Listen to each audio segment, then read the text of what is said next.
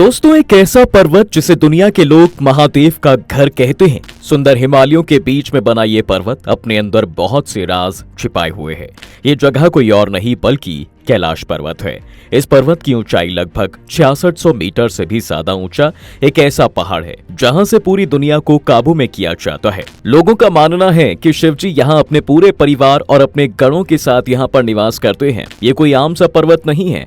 हमारे हिंदू धर्म में ऐसा कहा जाता है कि यहीं से महादेव पूरी दुनिया को अपने हिसाब से चलाते हैं, यानी कि सबकी लाइफ की डोर उन्हीं के हाथ में रहती है और जो भी होता है वो उनकी मर्जी से ही होता है।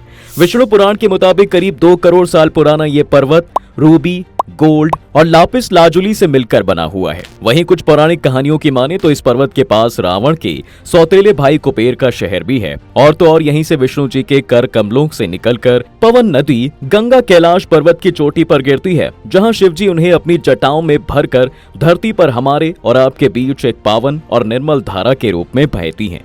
इसके साथ ही ऐसा माना जाता है कि इस दिव्य पर्वत के ऊपर स्वर्ग और नीचे मृत्यु लोक है। पौराणिक कथाओं की ऐसी बहुत सी घटनाओं के बारे में बताया गया है दोस्तों, जिनमें कई बार काली शक्तियों ने कैलाश पर्वत पर चढ़ाई करके महादेव को यहाँ से निकालने की बहुत कोशिश की, लेकिन उनकी ये इच्छा कभी पूरी ना हो सकी। दुनिया भर के पर्वतरोही भले ही माउंट एवरेस्ट को फतेह कर चुके हों, लेकिन कोई भी आज तक कैलाश पर्वत पर चढ़ाई नहीं कर पाया। अब ऐसा क्यों है? इसके पीछे की क्या वजह है? इसके ऊपर कभी कोई भी हेलीकॉप्टर नहीं ले जा पाया और न ही जहाज। इसी सवाल का जवाब ढूंढने के लिए 2015 से 16 के बीच अमेरिकी एजेंसी नासा ने गूगल और सैटेलाइट की हेल्प से कैलाश पर्वत पर रिसर्च की।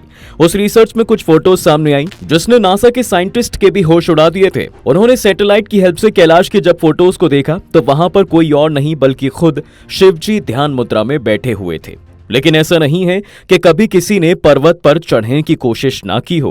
बता दें कि 2001 में चीन ने स्पेन और रूस के साइंटिस्ट के साथ मिलकर कैलाश पर्वत पर चढ़ने की कोशिश तो की थी, लेकिन टीम कैलाश पर चढ़ने में सफल नहीं हो पाई। लेकिन जो उन्होंने वहां फील किया वो काफी ज्यादा चौंका देने वाला था। उन्होंने बताया कि जब उन सभी ने पर्वत पर चढ़ने का सीधा रास्ता ढूंढ लिया था और जैसे ही उस पर आगे बढ़े तो बहुत ही भयानक बर्फबारी शुरू हो गई थी और तूफान ने उस रास्ते को पूरी तरह से बंद कर दिया था।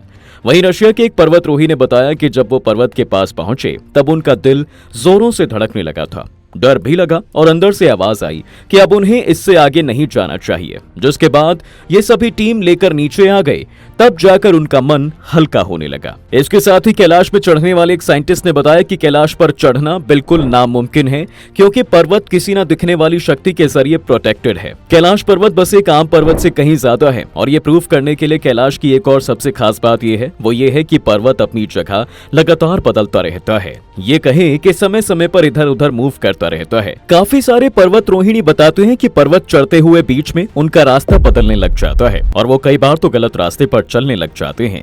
और तो और उन्होंने अपने रास्ते में कई बार बदलते हुए भी देखे हैं। वहीं हिंदू धर्म में भरोसा करने वाले कहते हैं कि भगवान शिव आपका रास्ता रोकेंगे अगर आपके काम अच्छे नहीं है तो, क्योंकि एक भी बुरी मंशा वाले इंसान की नेगेटिव एनर्जी कैलाश की पवित्रता को भंग कर सकती है।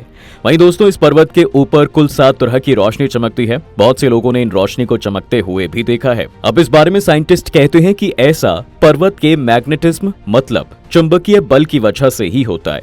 धार्मिक मान्यताओं के मुताबिक इस जगह पर पुण्यात्माओं का निवास है। इसके साथ ही कैलाश के आकार से भी अभी तक पर्दा उठ नहीं पाया है। कहते हैं कैलाश दिखने में एक पिरामिड की तरह है। इसके साथ ही कहा जाता है कि कैलाश पर्वत धरती का केंद्र बिंदु है। बहुत से लोग इस जगह को भौगोलिक ध्रुव भी मानते हैं। कैलाश मानसरोवर के आसपास डमरू और ओम की ध्वनि भी सुनाई देती है।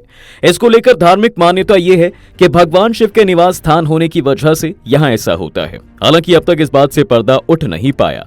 सिर्फ यही नहीं, कहते हैं कि यमराज कैलाश को उन लोगों से बचाते हैं जिन्होंने अपने पूरे जीवन में केवल बुरे काम किए होते हैं। अच्छा, ये तो हमने आपको बताया है कि क्यों कैलाश पर चढ़ाई आज तक कोई नहीं कर पाया, लेकिन महादेव के भक्त यहाँ परिक्रमा करने के लिए जरूर आते हैं। जी हाँ, कहते हैं इसको पूरा करने के लिए सबसे पहले हमें यमराज के द्वार को पार करना होता है। ये काल देवता से परमिशन लेने की तरह होता है। ऐसा कहा जाता है कि जब भी कोई आदमी तीर्थ यात्री यम द्वार को पार करता है तब उसको पीछे मुड़कर नहीं देखना चाहिए, क्योंकि उसको पार करना कुल देवता को सम्मान देने के बराबर होता है। कहते हैं अगर आपने द्वार को पार करने के बाद पीछे मुड़कर देख लिया तो आपके जीवन का बुरा समय शुरू हो जाएगा। ऐसा आदमी को यात्रा के समय कई तरह की अनहोनी का सामना भी करना पड़ सकता है। कैलाश ऐसे ही कई रहस्यों से भरा हुआ एक जादुई पर्वत है दोस्तों। हर साल कम से कम 20,000 लोग कैलाश मानसरोवर की यात्रा पर जाते हैं ताकि वो अपने अंदर के अध्यात्म को और करीब से जान सकें। वहीं यहाँ पर यात्री पर्वत की क्लॉकवाइज डायरेक्शन में परिक्रमा भी करते हैं। कहा जाता है कि इंसान कई बार जन्म तो लेते हैं और कैलाश की एक परिक्रमा आपकी पूरी लाइफ साइकिल के बराबर ही होती है। हिंदू धर्म के लोग ऐसा मानते हैं कि इस पर्वत की परिक्रमा करने से उन्हें जीवन से मोक्ष मिलेगा। इस विशालकाय पर्वत पर समय बहुत ही अजीब तरह से बदलता है। जैसे ही यात्री यहाँ से वापस आते हैं तो 12 घंटे के अंदर ही उस आदमी के नाखून और बाल बड़ी ही तेजी से बढ़ने लग जाते हैं। कुछ दिनों का कैलाश के लिए तय किया गया ये सफर ऐसा हो जाता है कि मानो किसी ने आपकी लाइफ का फास्ट फॉरवर्ड बटन दबा दिया हो। कुछ ऐसे ही कैलाश पर्वत ने अपने अंदर पॉजिटिविटी के साथ बहुत से रहस्य छिपाए हुए हैं। सिर्फ इतना ही नहीं, दुनिया के सबसे रहस्यमय कैलाश पर्वत के पास 2 झीलें भी हैं, एक मानसरोवर और वहीं दूसरा है राक्षस ताल। कहते हैं मानसरोवर एक ऐसा सरोवर है जिसका पानी बहुत स्वच्छ माना जाता है। पुराणों की माने तो महादेव द्वारा प्रकट किए गए जल के वेग से जो झील बनी तभी उस झील को मानसरोवर कहा गया। वहीं इस सरोवर को लेकर कहा जाता है कि जब बहुत भीषण गर्मी के दिन शुरू हो जाते हैं तब मानसरोवर की बर्फ पिघलती है और बर्फ पिघलने से एक अलग तरह की आवाज सुनाई देती है। इस आवाज को लेकर लोगों का कहना है कि ये मृदंग की आवाज है। वहीं कोई कहता है कि मानसरोवर में एक बार नहा लेने से रुद्र लोक यानी कि शिव जी के लोक पहुंच जाता है। वहीं मानसरोवर करीब 320 किलोमीटर के इलाके में फैला हुआ है। इस झील के आसपास भोर के 2:30 से 3:45 के बीच बहुत सी अलौकिक क्रियाओं को केवल महसूस किया जा सकता है, देखा नहीं जा सकता। कहते हैं इस सरोवर का पानी स्रोतों के जरिए गंगा और ब्रह्मपुत्र नदी में जाता है। वहीं मानसरोवर का जुड़ाव महादेव के साथ साथ भगवान विष्णु और देवी लक्ष्मी से भी जुड़ा हुआ है। मानसरोवर से आते हुए रास्ते में एक झील है। वहीं पुराणों में झील का जिक्र क्षीर सागर से किया गया है। कहते हैं क्षीर सागर कैलाश से 40 किलोमीटर की दूरी पर है और धार्मिक मान्यता है कि श्री नारायण और देवी लक्ष्मी भी इसी में शेषनाग की शैया पर विराजते हैं। तो दोस्तों ये तो हो गया मानसरोवर के बारे में। अब आपको उस दूसरी झील के बारे में बताते हैं जिसका नाम, इस ताल को इंग्लिश में डेविल ताल के नाम से भी जाना जाता है। राक्षस ताल पूरी तरह से पैरानॉर्मल एक्टिविटीज से भरा हुआ है। यहाँ पर बहुत सी असाधारण चीजें होती हुई देखी जाती हैं।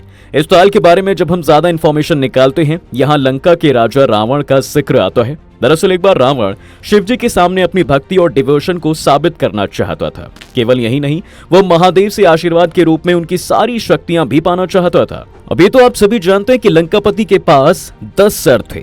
शिव जी के लिए अपनी भक्ति को साबित करने के लिए उसने कैलाश के नीचे अपना एक सिर काटना शुरू कर दिया, जिसके बाद कैलाश की धरती खून से भर गई। एक करके शक्ति के लालच में रावण ने अपने 9 सिर काट लिए और कैलाश पर्वत की जमीन को अपने राक्षसी खून से पूरा भर दिया। जैसे ही रावण अपना 10वां सिर काटने लगा, उसके सामने भोलेनाथ प्रकट हो गए। उसकी तपस्या और लगन देखकर शिव जी ने उसको शक्तियां दे दी थी। लेकिन जिस जगह रावण का खून बहा था, उस जगह पर आज ये ताल राक्षस ताल के नाम से फेमस हो गई है। इस झील को रावण ताल या फिर गोस्ट लेक भी कहा जाता है। कहते हैं अगर कोई यहाँ पर भगवान से जुड़ने के लिए आता है और वो व्यक्ति इस जगह को लेकर डिसरिस्पेक्टफुल रहता है, इसका मतलब इसकी पवित्रता का सम्मान नहीं करता, तो ये ताल उस व्यक्ति के साथ कुछ भी कर सकती है। हाँ, अगर आप वहां जाएं तो इस ताल का पानी भूल कर भी ना पिएं, वरना आपको बहुत गंभीर बीमारी पकड़ सकती है। कई बार तो इस वजह से मौत भी हो जाती है। इतना ही नहीं, रामायण के उत्तरकांड के मुताबिक एक बार अपनी शक्तियों के अहंकार में आकर रावण सीधा कैलाश पर्वत पर चला गया और फिर उसने शिवजी को युद्ध के लिए ललकारा। लेकिन जब शंभुनाथ ने उसे कोई जवाब नहीं दिया तो लंकेश ने उन्हें कैलाश के साथ उठाकर फेंकने का मन बनाया और फिर बिना कुछ सोचे समझे वो पर्वत की चीजों को तहस नहस करने लगा। रावण के ऐसे बर्ताव को देखकर महादेव ने बस अपने अंगूठे के बल से कैलाश को स्थिर कर दिया, जिसकी वजह से रावण का हाथ इस विशालकाय पर्वत के नीचे दब गया। कैलाश पर्वत के भार से उसके हाथ में दर्द होने लगा और वो दर्द के मारे छटपटाने लगा। फिर काफी कोशिशों के बाद रावण अपना हाथ नहीं निकाल पाया तो वो वहीं खड़े खड़े महादेव की स्तुति करने लगा। कहते हैं उसी पल लंकापति ने शिव तांडव स्तोत्र की रचना कर दी।